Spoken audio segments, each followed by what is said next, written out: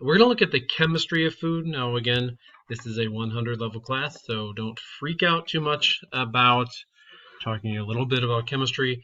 But the idea of this is to give us a little bit of background so we can understand what our food is made up of and why it matters, why different things can happen with different types of food. So it's just enough chemistry to be able to talk about the different types of macromolecules in a different way when we start talking about the fermentation. We're going to talk a little bit about nutrition labels just to kind of, again, demonstrate the importance of those different types of macromolecules and how we break them down into energy and how much energy is associated with those different things and some of the different structures of those compounds. So when you start seeing them, or if I talk about them in the class or the lab, you'll be able to recognize those. Or when we go on tours in Europe, you'll also maybe be able to have a better understanding of the types of compounds that are being described. So this is just a generic food label. So a variety, it's used to understand the nutritional value of foods, and it's oftentimes required to be displayed to consumers. So you can kind of see where, oh, look at, there's a lot of added sugar, 10 grams of added sugar, 20% of the recommended value, for example, of what you would need. So this just kind of gives you an idea of what's in your food. And you'll notice it's really broken down into major categories. Fats, there's cholesterol, which is technically a fat as well. So fats and cholesterol, I think, would be one macromolecule. Sodium isn't one of the macromolecules that contributes to energy, so we're not going to really talk about that. But fats, carbohydrates is another macromolecule, and then proteins. So those are the three that we're going to talk about. And so in general, what I can tell you is that fats give us more energy per gram than carbohydrates or proteins. And carbohydrates and protein are about the same. So fats give you 9 calories per gram, where carbohydrates and protein only give you 4 calories per gram. So you get more energy from the same volume and mass of fat than you do for carbohydrates and protein. This is just a chart that explains to you kind of what different types of molecules we might be interested in terms of fermentation.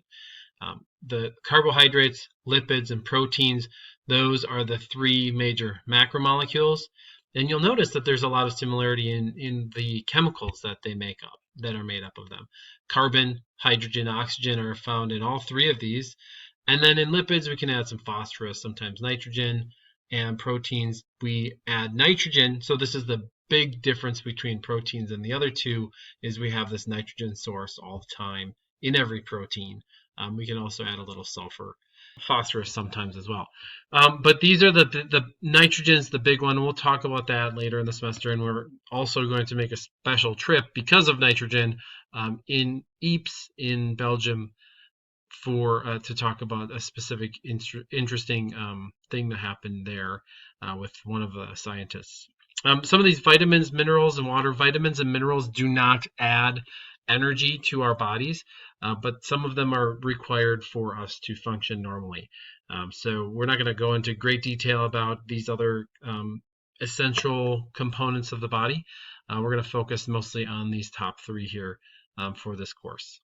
The different types of atoms that are actually used in food, and we can simplify it down to a vast majority of macromolecules are made up of these 6 atoms, as I had shown you earlier in that chart. Hydrogen, carbon, and oxygen, by far the vast majority of things that we're going to talk about are made up of hydrocarbons, hydrogen and carbon, and then a lot of times some oxygen's added in there. Nitrogen is really important for proteins.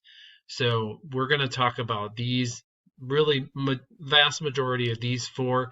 We add phosphorus and sulfur into some of the proteins and fats as well. But for the most part, hydrogen, carbon, nitrogen, oxygen makes up most of our body, those 4 different atoms. And these numbers just indicate how many protons are in them. So they just have different masses. They have different characteristics. We're not going to focus on that, though. We're going to kind of zoom out a little bit. And one of the big ideas that I want you to really kind of get out of this is the way that we get energy from molecules. The reason we have to eat food is so that we can generate energy from it. And a big picture kind of simple idea is, and this makes sense too, right? When we build a house, we take bricks, we take mortar, we take wood, and we put it together. But we have to input energy. We have to input our ingenuity. We have to put energy in to make more complex, sophisticated structures, right? So energy has to go in to build bigger, larger things. And the same kind of idea, although it doesn't work quite as well if we're talking about buildings. But the reason we eat those macromolecules, the reason we eat proteins and fats and carbohydrates, are they're complex structures. And we can break those bonds, we can break those things down into simpler substances, and we can get energy out of those substances because of that. So that is the whole reason that we eat food, and we can break things down. The same idea that the reason that fermentation happens are those different types of microbes that we're going to talk about later in the semester. They take complex things, they break them down into more simplified things, and they get energy from that. So they're actually living on that substance. Those simple substances sometimes taste really good to us, or they're good for us to eat, or we want to harvest them or use them in some way. So that's basically metabolism, or that's fermentation, is when we have things that break down complex substances into more simple substances. They get the energy out from those substances, but they leave behind some interesting things sometimes. That's really, in a nutshell, what fermentation is and does. These are just examples of some of the substances, and I know these maybe don't make sense to you right now what they are, but on the top left here, there's some complex sugars, and sugars, a lot of times you'll kind of see them in these kind of shapes, the hexagons and pentagon kind of shapes. They're all of these little shapes. These are basically the carbon backbones of sugar, and they're attached to each other, these long chains. So these are more complex sugars. When we make these kind of blocks together, these are high energy molecules. We can break them down into simpler compounds. This is a picture of fat. These are all carbons and the hydrogens and the oxygens I was talking about. This is the molecule that makes up fat. Again, these are long strands of carbons. These are organized structures that are built together. So a lot of energy goes into fat. That's why we can get a lot of energy when we break them down into smaller units of carbon. And this is just a simplified structure of protein. Maybe this doesn't make sense right now. These are different amino acids, and we'll talk about them as well. I don't have necessarily the carbon structure of that. I'll show you that in a second. So I'm going to start with carbohydrates and a little bit more of a description of what those are. I should note that when we have different compounds, a lot of times chemists use the shorthand to show that we have the simplified. When we have something like this, it's a shape that is a hexagon. And what it really means, these little lines, they're actually carbons at each corner.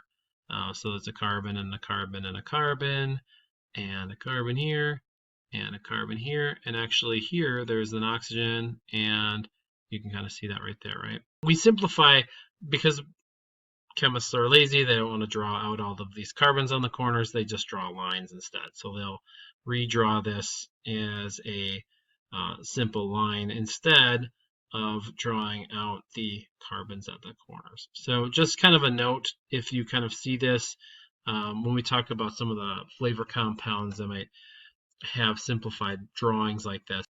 So you just need to recognize those are actually carbons in the corner, and they're not just lines. They're actually carbon right here. There are some major dietary carbohydrates that people can process and use for energy. We're going to talk about the differences between the things that we can consume for energy and the differences that other different types of bacteria might consume. They can consume different things than we can consume sometimes. And sometimes we can consume different things that they can. So starches, sucrose, and lactose, these are some of the kind of structures you can kind of see here. Sucrose, you have these chains of carbon, these carbon rings that can be broken down into different types of sugars. You may have heard of sucrose before, just basically a simple sugar that's made up of two different carbon rings.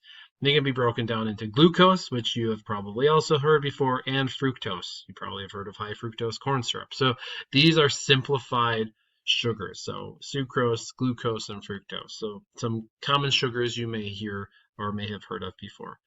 Lactose, which is a common carbohydrate in milk, can be broken down into galactose and glucose. So these simple compounds, they can all go into our bodies and we can break them down. You probably have heard of the citric acid cycle into carbon dioxide and water and energy as well. So these are all different types of sugars, of carbohydrates. Here on this next slide, you can kind of see there is a difference between how these different sugars are arranged. If they're arranged in this kind of forward to backward way, that this is now called a starch. If you kind of have them flip up and down, it is cellulose, and if you have them kind of coming off in chains in different directions, that is glycogen. So glycogen is one of the stores of energy that our muscles put in. So when we eat a lot of sugar, we make up these glycogen stores in our muscles so that we have quick access to energy. We break these little things down, and our muscles can use that glucose, those glucose molecules, as energy. Cellulose is flipped up in different ways, and starch is different ways. So cellulose is actually fiber. So our bodies cannot consume this. We cannot break these down into energy. And starches we can consume. We have different types of proteins and enzymes in our bodies that can break these down. So different types of organization of these sugars actually makes a difference as to whether we can break them down or not. Different types of yeast, for example, cannot break down starches, and so therefore they cannot consume this. This actually doesn't get broken down, but they maybe can break down cellulose, or they can break down simple sugars like sucrose or fructose or glucose to use as energy. It depends on the genes the different types of bacteria or yeast have that would allow them to break different substances down. So this is an important thing that we'll come back to when we start talking about different types of fermentation processes. So this is kind of the similar idea in the human body. We can't break down fiber. We can't break down cellulose. And it's just because of the different orientation of these different simple sugar compounds. Starch and glycogen, for example, in this way we can break this down. This, however, in cellulose, we cannot. So it's just a matter of having the right types of genes that can recognize the different shapes these make when we have the different orientations. Artificial sweeteners, just kind of throwing this in here for interest, if you're interested. They look a lot like regular sugars. So this is the simple sugar sucrose. You can see the kind of difference between here is that we have an oxygen here, we have chlorines here. So those simple, just small changes in adding a different atom. Sucralose tastes sweet, but we have chlorine atoms attached. So this is kind of a manufactured sugar that tastes sweet to our body still, but just those little changes don't let the proteins that our genes make break this down into energy, and then that's why the sucralose gets passed through our bodies and not used for energy. So it's not broken down, but we get the sweet sensation when it hits our tongues. So this next slide is looking at fats. Another name for a fat is a lipid. This is called a phospholipid because it has this group on the end. But let's for now ignore this and look at this long chain of carbon. So again, these long organized components of food, when they can be broken down into a lot of energy. And that's why fat contains a lot of energy, because we can break those things down. And again, these are all carbons, and a lot of times, again, chemists are lazy, so they like to make things more simple. These different lines, they just represent every corner, every edge actually represents a different carbon. So it's a lot easier to draw a big squiggly line that represents 20 carbons versus drawing it out like this every time. But every corner has a carbon, and the carbons are attached to hydrogens generally. When we talk about monounsaturated fats, a couple of the hydrogens have been pulled out, so it simplifies that structure a little more. So there's a little less energy in a monounsaturated fat, and even a little less energy in a polyunsaturated fat than there are in saturated fats. That's kind of why the recommendation is to eat less saturated fats, because there's so much energy in here. There's all of those carbon and hydrogen bonds. There's a lot of organization here, and it's not quite as much energy. There's still a lot in these monounsaturated and polyunsaturated fats. It also changes a little bit of the chemistry of our blood as well, which can cause heart disease with the saturated fats versus the mono and polyunsaturated fats. Trans fats have a similar shape and can change the chemistry a little bit in our blood, and also why it's recommended to not eat those or consume those, because we can't break those down. They don't look enough like saturated fats or the monounsaturated, polyunsaturated fats to the genes and the proteins, enzymes in our bodies, so we can't break those things down as well. Fats are really important because they can also contain within fats, and these are also kind of fat soluble vitamins. They have to be consumed within fat. We have vitamin A, D, E, and K.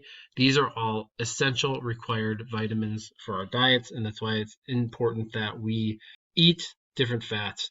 Retinoic acid is a signaling molecule and is important for our eyesight, and for example, so these are important components in our diets. Okay, and finally, we're going to get to proteins. So this is a peptide. And just a note, a peptide is the name for a really small fragment of a protein. So proteins are big, long chains of these, and peptides or proteins are made up of individual amino acids. So they're these smaller subunit groups.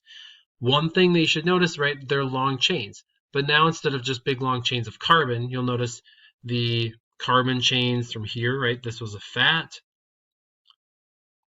And these are long chains of carbon within a sugar. Long chains of carbon within a sugar, right? Remember each of these are carbon, carbon, carbon at each of these corners. So they're big complex groups of carbon in sugars and fats. But now the difference here, we've added nitrogen. There's still oxygen in here in these chains, right? That's part of that group, but nitrogen has been added. And so our bodies need to do something unique and different to get rid of that nitrogen. But nitrogen, amino acids, and proteins are essential. Remember, I was talking about different types of genes being required to break down those things. Genes actually encode generally for proteins. Proteins can do a lot of different things within our bodies, within our cells of our bodies, and the nitrogen source is required for making these proteins up. So if we didn't have nitrogen, we couldn't do anything. We would not survive. So nitrogen is an essential atom that our bodies need to be able to consume. So we can build these up and we can break them down into amino acids. We can get energy from proteins as well. There are 20 amino acids that make up the proteins in our body. A subset of those are essential, which means that our bodies do not make them, so we have to consume those. So that's why you generally need to eat a certain amount of protein every day to replace some of the proteins that are breaking down and falling apart and being excreted from your body. And so that is the reason for needing to consume more proteins, because we can't recycle them all and make new ones, because there are certain ones that we cannot make. And this is just kind of a diagram showing you these different groups of an amino acid. So we have a nitrogen, carbon, carbon, nitrogen, carbon, carbon, nitrogen, carbon, carbon. You have these big long chains of carbon and nitrogen. And then these are side chains. So these are what differentiates different amino acids from certain ones. So this is a lysine amino acid, cysteine, serine, arginine, 4 different amino acids that when they're put in different orientations and organizations in a long chain, they give us different things and different types of proteins that can do different things. And finally, this is just when we break things down, We don't break things down into ammonia, which is a simple NH4 that is very toxic to our bodies. So we make urea. Urea is basically what's the component of urine. So we have to release these nitrogens in urine to get rid of nitrogen. We can't breathe out nitrogen gas, for example. We have to get rid of it in this way. So this concludes the chemistry behind the different macronutrients, and I'm hoping that we can kind of build upon these ideas. I just want you to have this foundation so that we can be using the same language when we move forward